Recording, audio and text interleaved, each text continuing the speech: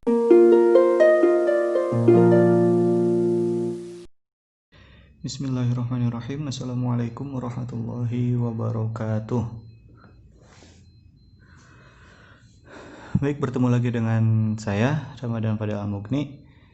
Pada video pembelajaran kali ini kita akan membahas salah satu materi PAI kelas 12 dengan tema iman kepada hari akhir. Apa itu iman kepada hari akhir? Kita bahas satu persatu. Seperti yang sudah kita ketahui, iman artinya adalah percaya.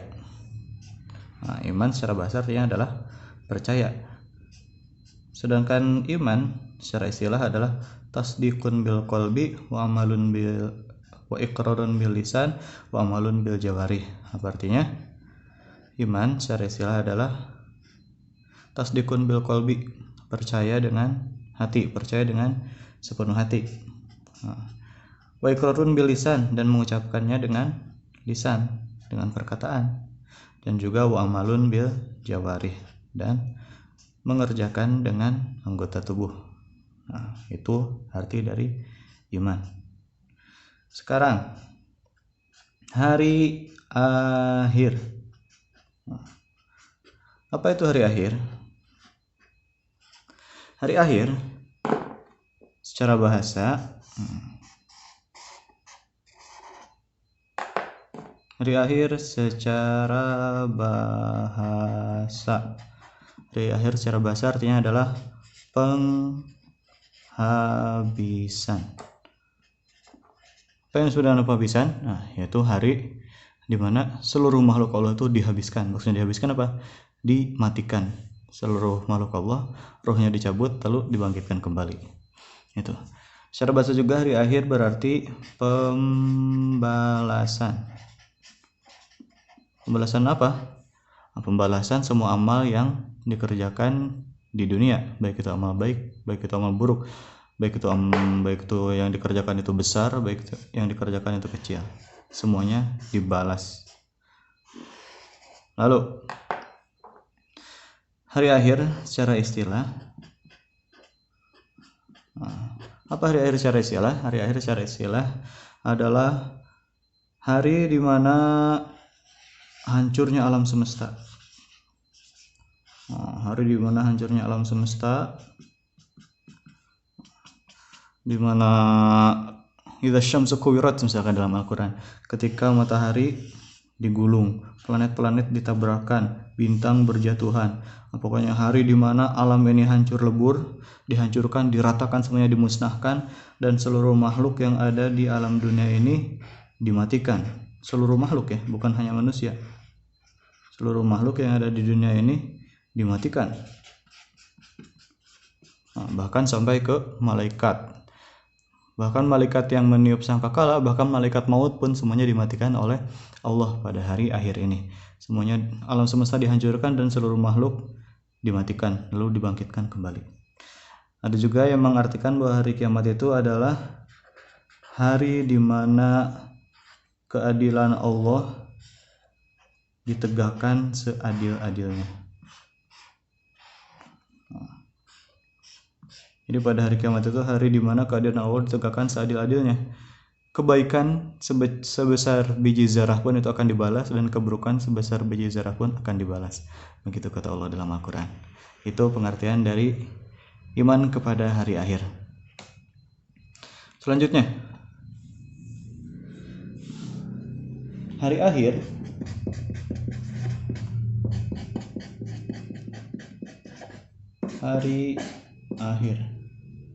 Hari akhir secara detailnya bisa ditinjau dari tiga pandangan kajian.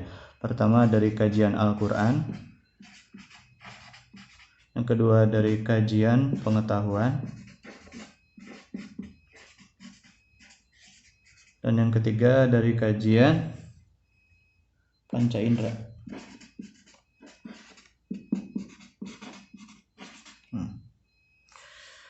Dari ketiga pandangan kajian ini semuanya memiliki pengertian atau detail mengenai hari kiamat, tentang sebab dan tentang terjadinya bagaimana yang berbeda-beda. Semuanya memiliki penjelasan masing-masing. Berikut penjelasannya. Hari akhir ditinjau dari kajian Al-Quran. Itu memiliki dua bentuk. Pertama, ada hari akhir sugro. Jadi hari akhir di dalam Al-Quran itu banyak istilahnya ya. Ada kiamat, al-qiyamah, ada al-qari'ah dan sebagainya. Jadi misalkan kita artikan dengan kiamat di sini. Kiamat menurut kajian Al-Quran itu ada kiamat sugro dan kiamat kubro. Kiamat sugro ini diartikan sebagai kematian setiap manusia, baik itu kematian karena musibah, baik itu kematian karena kecelakaan, baik itu kematian karena penyakit dan lain sebagainya, ataupun dibunuh dan lain sebagainya, apapun penyebabnya, pokoknya kematian itu adalah salah satu dari kiamat sugro. Setelah kematian manusia akan dibawa kemana? Akan dibawa ke alam barzah. Kemudian di alam kubur manusia ini akan didatangi oleh malaikat dan ditanya beberapa pertanyaan. Man rabbuka, kata malaikat yang datang ke si A, yang datang ke manusia yang meninggal ini. Manusia meninggal masuk ke alam barzah, ke alam kubur, didatangi oleh malaikat. Malaikat bertanya, man rabbuka, kata malaikat. Siapa Tuhanmu? Kata malaikat. Kalau kita sekarang ditanya siapa Tuhanmu, kita bisa dengan jelas, bisa dengan mudah menjawab, Tuhanku adalah Allah Subhanahu wa Ta'ala. Tapi di alam kubur nanti, apakah kita bisa menjawabnya dengan mudah? Tidak, karena yang menjawab bukan akal, yang menjawab bukan logika kita. Jadi yang menjawab pertanyaan tersebut adalah bagaimana amal ibadah kita di dunia.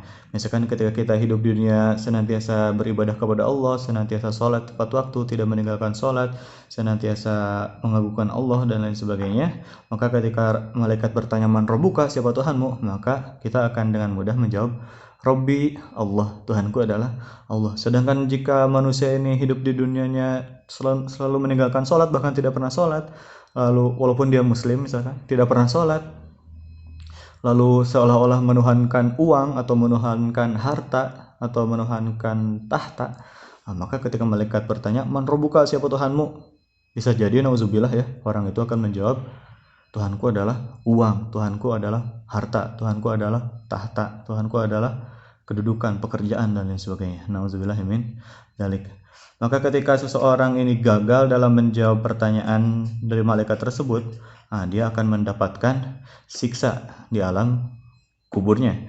Bisa kuburannya disempitkan, digelapkan, ditemani oleh ular yang besar, oleh kalajengking dan lain sebagainya, macam-macam siksa kubur, dan diperlihatkan kepada orang ini siksa neraka diperlihatkan. Lalu bagaimana dengan orang yang bisa menjawab pertanyaan ini dengan baik? Ditanya man rabbuka, siapa Tuhanmu, Tuhanku adalah Allah. Siapa ditanya man nabiyuka, siapa nabimu, nabiku adalah Muhammad sallallahu alaihi wasallam. Man imamuka, Al-Quran dan lain sebagainya, kiblatuka, Ka'bah dan lain sebagainya, dia bisa lolos dengan mudahnya menjawab pertanyaan-pertanyaan malaikat. Maka di alam kubur dia akan mendapatkan nikmat kubur, kuburannya akan terang, lalu diluaskan dan lain sebagainya. Juga diperlihatkan nikmat surga. Semoga kita mendapatkan hal tersebut dan dijauhkan dari siksa kubur. Lanjut, dalam Al-Quran juga ada kategori kiamat yang kedua, yaitu kiamat kubro. Kiamat kubro itu yang gimana? Yaitu kiamat yang benar-benar kiamat lah istilahnya. Kiamat yang dimana dimulai dengan malaikat Israfil yang meniupkan sangkakala. Malaikat Israfil diperintahkan oleh Allah untuk meniupkan sangkakala, kemudian hancur leburlah alam semesta ini. Blar, semuanya hancur berkeping-keping dan seluruh makhluk dicabut nyawanya, termasuk malaikat Israfil yang meniup sangkakala tersebut, dan juga termasuk malaikat Israel yang mencabut nyawa seluruh makhluk. Pokoknya semua makhluk yang Allah ciptakan itu dicabut nyawanya pada hari kiamat nanti. Pada kiamat kubro ini kejadian-kejadian, misalkan kalau kita pernah lihat filmnya, misalkan ada film 2012, ada The Day Before Tomorrow dan lain sebagainya. Tapi kiamat yang sebenarnya itu lebih dari perkiraan kita, lebih kacau, lebih dahsyat, lebih mengerikan dari apa yang bisa kita gambarkan dalam pikiran kita. Gitu. Nauzubillah ya, jangan sampai kita melihat dengan mata kepala sendiri. Semoga kita sudah dicabut nyawanya oleh Allah sebelum kiamat itu terjadi. Lalu hari akhir dilihat atau ditinjau dari kajian pengetahuan. Pertama dari ilmu geologi. ilmu tentang bumi. Menurut ilmu tentang bumi, dikatakan bahwa bumi mengitari matahari karena ada daya tarik matahari. Maka kiamat ini terjadi ketika kapan? Yaitu ketika daya tarik matahari itu melemah. Daya tarik matahari terhadap bumi melemah sehingga perputaran bumi dan planet-planet lain yang biasa mengitari matahari dengan rapih, maka ketika daya tarik matahari ini berkurang, maka semuanya menjadi bentrok. Perputaran planet atau apa sih istilahnya, revolusi planet mengelilingi matahari itu jadi tidak karuan sehingga saling bertabrakan dan planet-planet ini bergerak secara lebih cepat seolah-olah dia ini komet, bergerak sangat cepat sehingga menimbulkan api dan lain sebagainya sehingga berbenturan dengan planet-planet lainnya. Gitulah. Itu menurut geologi. Kemudian menurut fisika. Menurut fisika, ketika matahari ini cahayanya mulai meredup atau bahkan matahari tidak muncul lagi, ketika matahari cahayanya mulai meredup atau tidak muncul lagi, maka awan-awan yang ada di bumi ini akan hilang. Tidak ada lagi awan, tidak ada lagi hujan. Sehingga apa yang terjadi? Gunung-gunung yang ada di daratan meletus. Lalu lautan meluap. Lautan mulai menutupi daratan dan juga terjadi ombak-ombak yang sangat besar. Itu menurut ilmu fisika. Lalu melalui kajian panca indera. Melalui panca indera ini memang tidak terjadi pada sekarang ini ya, tapi Allah mengabarkan kepada kita bahwa hal ini pernah terjadi di masa lampau. Pertama tentang apa? Salah satu contohnya adalah tentang kejadian pada masa Nabi Musa alaihissalam, yaitu ketika Bani Israel ini menemukan seseorang yang terbunuh. Kemudian mereka saling berselisih, saling menyalahkan satu sama lain. Kamu pembunuhnya, bukan. Pokoknya saling ricuh lah. Kemudian salah seorang dari mereka, ayo kita datang ke Musa, dia kan nabi kita. Datang ke Musa. Wahai Musa, siapa yang membunuh orang ini? Nabi Musa gak tahu, karena yang tahu hal gaib hanya Allah Subhanahu Wa Taala. Lalu Nabi Musa memohon kepada Allah, lalu diberikan petunjuk, tapi tidak diberikan petunjuk secara langsung. Ini pelakunya, tidak seperti itu. Tapi Allah sambil menguji Bani Israel tersebut, Allah menyuruh kepada Bani Israel melalui Nabi Musa untuk mencari sapi betina yang kriterianya disebutkan dalam surat Al-Baqarah. Agar mencari sapi betina lalu disembelih dan kemudian dipukulkan kepada mayat tadi. Sehingga ketika dipukulkan bagian dari sapi tersebut ke mayat tadi bangun lalu mengatakan pembunuhku adalah si A misalkan. Lalu mati kembali. Itu salah satu peristiwa di luar nalar lah istilahnya yang pernah terjadi sebagai bukti bahwa hari akhir itu pasti terjadi. Ada juga kisah lain yaitu pada masa kenabian Nabi Ibrahim alaihissalam. Ini juga disebutkan dalam surat Al-Baqarah. Kata Nabi Ibrahim, Rabbi arini kaifa tuhyil mauta. Wahai Tuhanku, perlihatkanlah kepadaku bagaimana engkau menghidupkan orang yang mati. Lalu kata Allah apa? Awalam tu'min? Belum percayakah kamu kepadaku wahai Nabi Ibrahim? Kata Allah. Bala, kata Ibrahim. Tentu saja aku percaya wahai Allah. Walakin lihat ma'ina qalbi, akan tetapi agar hatiku ini merasa tenang. Kemudian Allah nyuruh apa kepada Nabi Ibrahim? Allah nyuruh membawa seekor burung, lalu dipotong-potong, tubuhnya dicincang, lalu setiap cincangan dari tubuh burung tersebut disimpan di atas bukit yang berbeda. Misalkan kepalanya di sini, badannya di sini, sayap kanan di sini, sayap kiri di sini. Lalu kata Allah, panggillah burung tersebut, maka burung tersebut akan datang kepadamu dalam keadaan hidup. Itu contoh dari hal-hal yang tidak masuk akal lah, bisa kita katakan seperti itu, yang menjadi bukti bahwa kenapa hari akhir nggak mungkin terjadi kalau hal ini pun bisa terjadi. Kenapa Allah yang menciptakan bumi tidak bisa menghancurkannya begitu saja? Tentu saja bisa. Selanjutnya,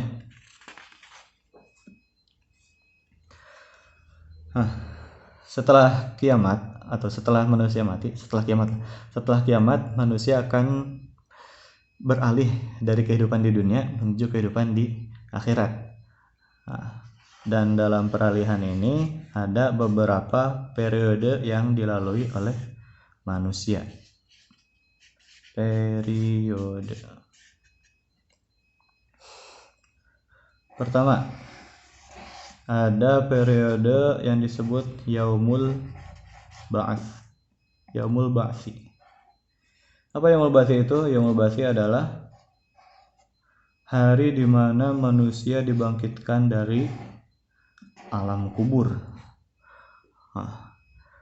Di Yaumul Ba'tsi ini seluruh manusia dibangkitkan dari alam kubur, tidak terkecuali, tidak ada satupun yang terlewatkan, semuanya dibangkitkan kembali, baik itu yang ketika meninggalnya dikuburkan, baik itu yang meninggalnya dibakar, baik itu yang meninggalnya ditenggelamkan ke laut, semuanya dibangkitkan oleh Allah Subhanahu wa taala dari alam kubur dalam keadaan yang bermacam-macam. Ada yang mukanya menjadi seperti babi, seperti anjing, seperti kuda, ada yang dibangkitkan dalam keadaan gila dan sebagainya. Semuanya tergantung amal perbuatan ketika mereka hidup di dunia. Kemudian menuju ke periode yang kedua, yaitu Yaumul Hasyr. Hasyr itu adalah berkumpul. Jadi hari di mana seluruh manusia dikumpulkan. Dikumpulkan di mana? Di padang mahsyar. Seluruh manusia dikumpulkan di sana, di padang mahsyar, yang dimana kata Allah pada saat manusia dikumpulkan di padang mahsyar ini, jarak dari kepala ke matahari itu hanya sejengkal, saking panasnya, dan tidak ada naungan pada hari itu kecuali naungan dari Allah Subhanahu wa taala. Kemudian dikatakan juga dalam sebuah hadis bahwa tidak akan bergeser sedikit pun kaki seorang manusia pada hari itu sebelum ditanyakan tentang umurnya, digunakan untuk apa, lalu ilmunya apakah diamalkan, lalu hartanya dari mana didapatkan dan digunakan untuk apa, juga anggota badannya digunakan untuk apa. Semuanya pasti dipertanggungjawabkan, akan ditanya oleh Allah Subhanahu wa taala. Setelah dari Yaumul Hasyr, dari hari perkumpulan, kemudian manusia akan diberikan kitab atau catatan amal selama hidup di dunia. Catatan amal kebaikan, catatan amal keburukan, semuanya tercantum di dalam catatan amal tersebut. Orang-orang yang senantiasa beramal, orang-orang yang beriman, orang-orang yang bertakwa, yang senantiasa beramal baik, ketika diberikan catatan amal ini, dia akan menerima catatannya dari tangan kanan.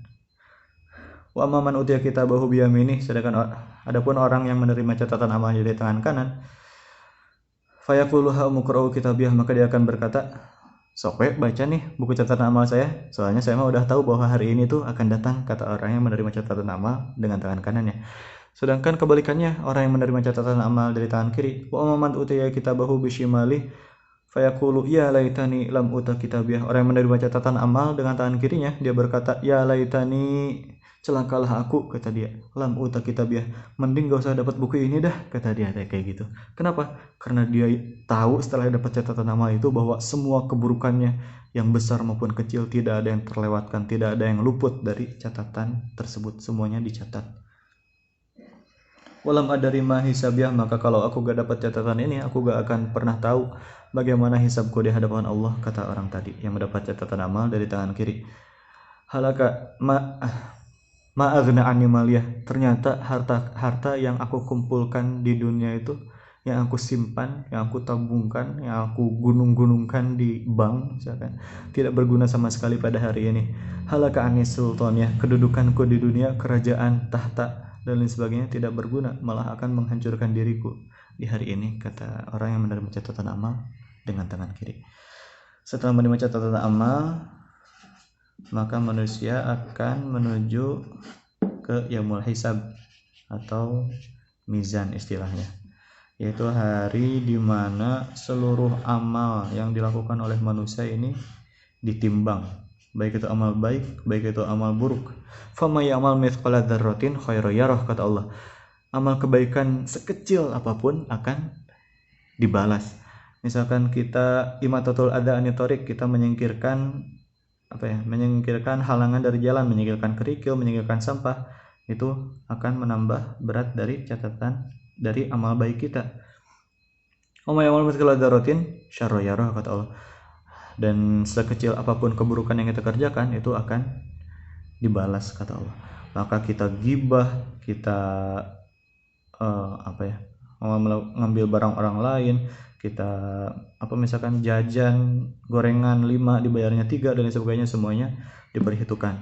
Nah, bahkan ada orang yang misalkan dia pertamanya memiliki amal baik yang banyak sehingga berat ke amal baiknya. Kemudian ada orang lain datang ketuk ke dia, ngambil amal baik tersebut. Siapa orang ini? Yaitu orang yang suka digibahin, suka digosipin sama si A tersebut. Si A misalkan di dunianya suka ngegosipin si B, maka si B pada yaumul hisab nanti akan datang untuk mengambil kebaikan-kebaikan yang dilakukan oleh si A tersebut, karena si B ini suka digibahin sama si A dulu ketika di dunia.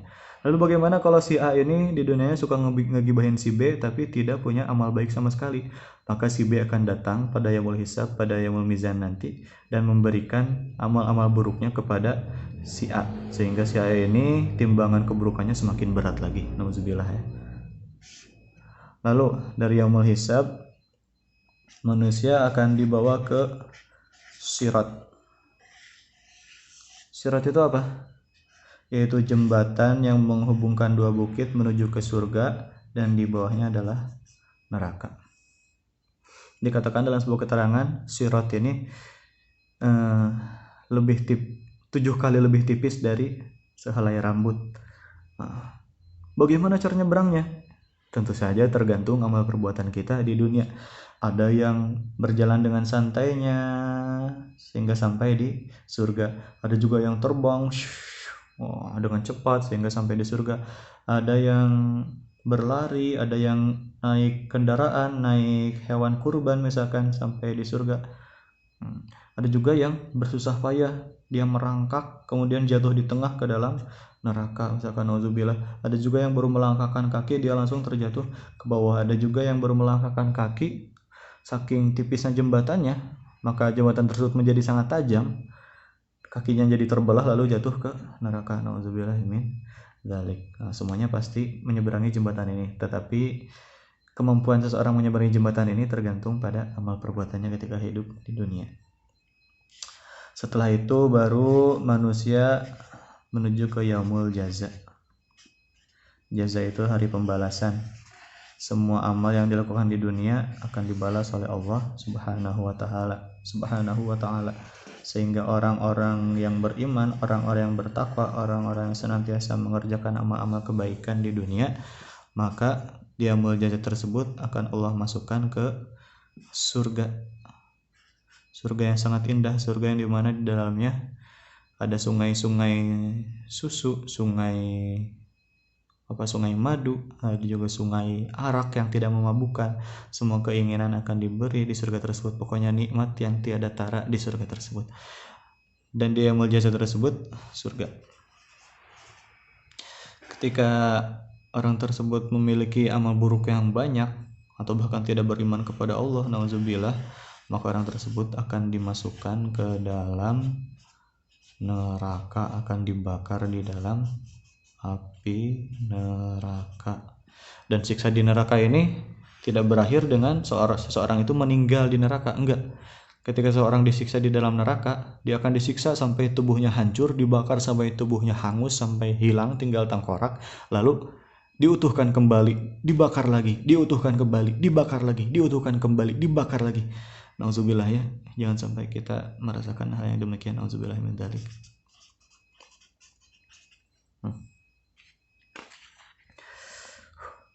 Lalu setelah kita beriman kepada adanya hari akhir, apa yang harus kita lakukan?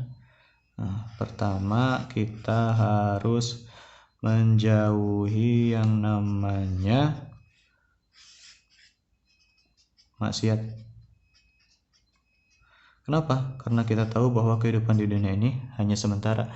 Kita gak tergoda oleh maksiat karena pengen senang-senang, karena kita tahu bahwa di dunia ini cuma sementara loh. Kita bakal masuk ke kehidupan yang kekal nanti di akhirat, sehingga kita tidak tergoda dengan rayuan maksiat, kita menjauhi maksiat.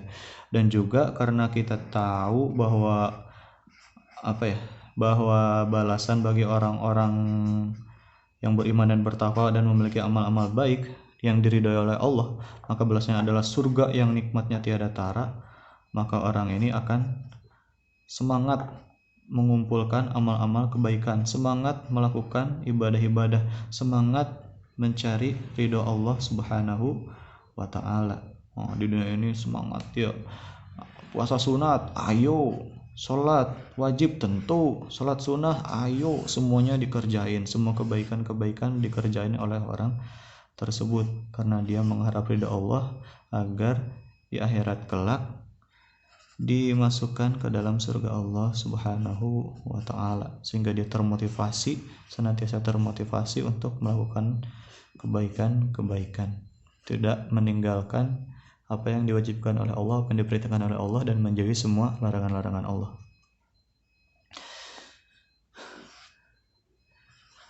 Dan juga kita jangan sampai kita sebenarnya kalau bertanya tentang bagaimana kiamat itu gak apa-apa ya, karena Allah memberikan sedikit gambaran kepada kita di dalam Al-Quran tentang bagaimana kiamat itu terjadi. Misalkan gunung-gunung dihancurkan, pada hari itu manusia seperti bulu-bulu berterbangan, dan lain sebagainya, banyak gambaran-gambaran. Tapi kita tidak perlu bertanya misalkan kiamat itu kapan sih? Kita tidak perlu bertanya seperti itu karena emang tidak dijelaskan secara spesifik kiamat itu kapan. Jadi tidak perlu kita berkata, Pak, katanya kiamat itu Ramadan ini ya, katanya kiamat itu tanggal ini bulan Ramadan ini ya, mulainya dari sana katanya Pak, misalkan. Itu kita tidak perlu memusikkan hal itu. Yang perlu kita lakukan adalah menjauhi larangan dan mengerjakan semua perintah Allah, menyiapkan amal-amal baik. Apakah kita sudah siap menghadapi kiamat tersebut? Gitu. Tidak perlu kita tanyakan kapan sih kiamat itu, dari mana mulainya Pak asapnya, misalkan dukhonnya, pokoknya kita tidak perlu menanyakan kapan hari kiamat itu terjadi, karena Nabi pun ketika ditanya kiamat itu kapan, Nabi hanya menjawab kiamat itu sudah dekat. Dan sudah dekatnya itu dikatakan oleh Rasulullah SAW 1442 tahun yang lalu. Bagaimana setelah 1442 tahun terlewati ini? Tentu saja kiamat itu akan semakin dekat. Karena itu mari kita perbanyak amal-amal baik dan jauhi maksiat agar bekal kita cukup untuk menghadapi hari kiamat tersebut. Cukup sekian dari saya. Mohon maaf jika ada kesalahan. Wabillahi taufiq wal hidayah. Allahumma waffiq ila aqwamit thoriq. Wassalamualaikum warahmatullahi wabarakatuh.